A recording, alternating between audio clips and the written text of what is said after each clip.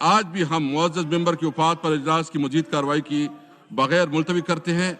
ہاں، vote of no confidence کی قرارداد پر میں آئین اور اسمبلی قواعد کے مطابق کارروائی کروں گا۔ The House is adjourned to meet again on Monday, the 28th March 2020 at 4 p.m. آج اسپیکر قومی اسمبلی اسد کیسر جیسے اپنی کرسی چھوڑ کر گئے، اس سے آپ کو اندازہ ہوگا کہ انگزائٹی کا لیول کیا ہے حکومت کے حلقوں میں۔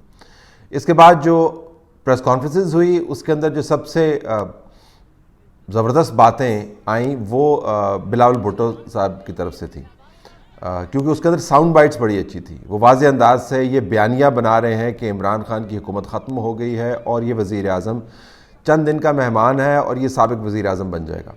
شہباز شریف نے جو باتیں کی، وزن ان میں بھی تھا، لیکن میرے خیال میں سب کو پتہ تھا کہ اسپیکر نے آج کرنا کیا ہے۔ اسپیکر نے آج فاتح خوانی کروانی ہے اور اس کے بعد اس نے اجلاس جو ہے پروروگ کر دینا ہے۔ اب منڈے کو اجلاس انہوں نے کہا کہ ہوگا، اور ان کا یہ کہنا ہے کہ آرٹیکل 6 کا مرتکب ہوا ہے، تو پھر آرٹیکل 6 سے متعلق کوئی کمپلینٹ تو کہیں پر آپ نے بھجوائی نہیں ہے۔ تو بیانیے کی حد تک تو ٹھیک ہے، آپ پریس کانفرنس کے اندر یہ کہہ سکتے ہیں کہ جی آپ نے قانون کی پامالی کی ہے اور آئین کو آپ نے وائلیٹ کیا، جس کی وجہ سے آپ آئین کی وائلیشن کی پاداش میں آپ آرٹیکل 6 کے مرتکب ہوئے ہیں، وہ آپ پر لاگو ہوتا ہے، جو ہائی ٹریزن کے زمرے میں آتا ہے۔ لیکن اس کا کوئی سر پیر ہے نہیں، کوئی آپ نے اس کے اوپر نہ کوئی نوٹس کیا ہے، نہ کوئی آپ نے قانونی چارہ جوئی کا کوئی فیصلہ کیا ہے، نہ کسی عدالت سے رخ کیا ہے۔ پھر اس کے ساتھ یہ کہ ہم احتجاج کریں گے اگر سوموار کو یہ عدم اعتماد کی تحریک کے اوپر اگلا مرحلہ نہ آنے دیا گیا، وہ بھی اب دیکھنے کی بات ہے کہ احتجاج کی نوعیت کیا ہوگی۔ لیکن وہ احتجاج صرف نون لیگ کی طرف سے نہیں ہوگا، تمام جماعتیں جنہوں نے آج اپنے نمبرز دکھائے، 159 نمبر انہوں نے دکھایا، 3 بندے موجود نہیں تھے، ایک جیل میں تھا، ایک دبئی میں تھا اور ایک آ نہیں پائے، تو 159 جن کے پاس نمبر موجود ہیں، وہ 159 کے ساتھ کافی بڑا ہنگامہ کھڑا کر سکتے ہیں، اور وہ صرف نون لیگ کا شو نہیں ہوگا، وہ تمام جماعتوں کا شو ہوگا۔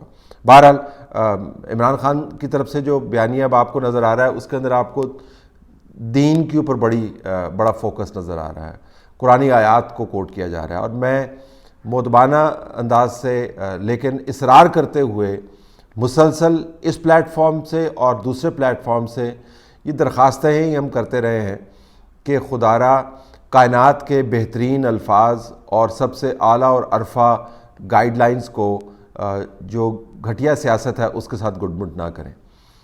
کبھی تھانہ کچہری کو آپ بیچ میں لے آتے ہیں، کبھی احتساب کو لے آتے ہیں، کبھی چور ڈاکو کو لے آتے ہیں، کبھی پاکستان کی آزاد خارجہ پالیسی کو لے آتے ہیں، کبھی غلامی کو لے آتے ہیں، کبھی مغرب کو لے آتے ہیں، کبھی مشرق کو لے آتے ہیں، اور اب آخر میں آ کے قرآنی آیات کا آپ بے دریغ استعمال کر رہے ہیں اپنی سیاست کو بچانے کے لیے۔ تو کہیں نہ کہیں تو آپ کو کوئی لائن کھینچنی ہے، کیونکہ اگر آپ لائن نہیں کھینچتے تو اس سے مراد یہ ہے کہ آپ کوئی بھی لائن کراس کر سکتے ہیں۔ اب جو سٹنگ ایم این اے ہیں 2، وہ کیمرے کے سامنے کھڑے ہو کے یہ بات کر چکے ہیں جی کہ اگر خودکشی حرام نہ ہوتی تو ہم نے اپنے آپ کے ساتھ بارود باندھ کے تو دھماکے سے اڑا دینا تھا اور ان سب لوگوں کو ختم کر دینا تھا، یہ فرما رہے ہیں ایک جلسے کے اندر، اور یہ جانتے ہوئے کہ خود بھی اسی پارلیمنٹ کے اندر عمران خان کے پیچھے بیٹھے ہوئے ہوتے ہیں۔ تو جب آپ اس لیول کے اوپر جا کے پروپیگنڈا استعمال کرتے ہیں کہ اب خود کش حملہ آور بننے کی بات شروع کر دیتے ہیں، تو پھر ظاہر ہے آپ نے تمام حدیں کراس کر دیں۔ لیکن دین اور آئین کے معاملات کو آپ گڈمٹ مت کریں، آپ خدا را قرآنی آیات کے تقدس کے اوپر سیاست نہ کریں، اس کے اوپر کوئی نہ کوئی حد ہونی چاہیے۔ لیکن یہ حد چونکہ کراس کی جا چکی ہے، تو اب بیانیہ یہ بنایا جا رہا ہے کہ جی جس طرح یہ بہت بڑی گڈ ورسز ایول لڑائی ہے، کوئی گڈ ورسز ایول لڑائی نہیں ہے۔ ایک اپنی کرسی بچانا چاہتا ہے، دوسرا اس کو گرانا چاہتا ہے۔ یہ بڑی سادہ سی بات ہے، اس کے اندر یہ چور ڈاکو اور اسلام وغیرہ کا کوئی بیٹل ہی نہیں ہے۔ اور جو یہ کہتا ہے کہ میں سیاست میں خدمت کے لیے آیا ہوں لیکن کرسی چھوڑتا نہیں ہے، تو خدمت کرنے کے اور بھی بہت سارے طریقے ہوتے ہیں سیاسی طور پر۔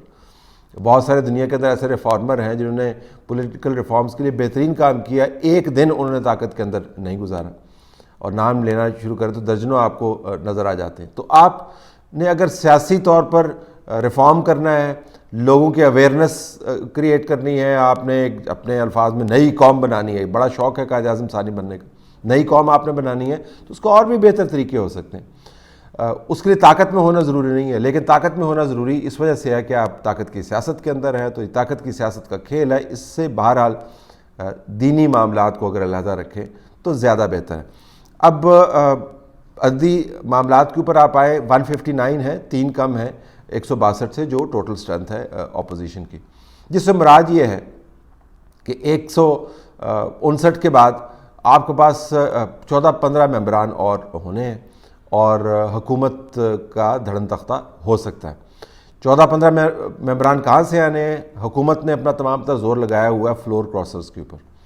میرا خیال یہ ہے کہ فلور کراسرز جن کو آئین میں گنجائش دی گئی ہے کہ آپ فلور کراس کریں, ورنہ اگر آئین میں گنجائش نہ ہوتی تو وہ کہہ دیتے کہ فلور کراس کر کے کوئی ووٹ ڈالیں گے تو ڈیفیکٹیو ہو جائے گا, اور اس کی گنجائش نہیں ہے. تو عدم اعتماد تو تبھی ہوگا نا کہ جب سینس آف دا ہاؤس یہ ہے کہ آپ نے ہاؤس کا اعتماد کھو دیا. یاد رکھیں پرائم منسٹر جو ہے وہ لیڈر آف دا ہاؤس ہے. عدم اعتماد جو ہے is the sense of the house, یعنی وہ سینس آف دی اپوزیشن نہیں ہے, وہ sense of the ruling party نہیں ہے, وہ سینس آف دا ہاؤس ہے.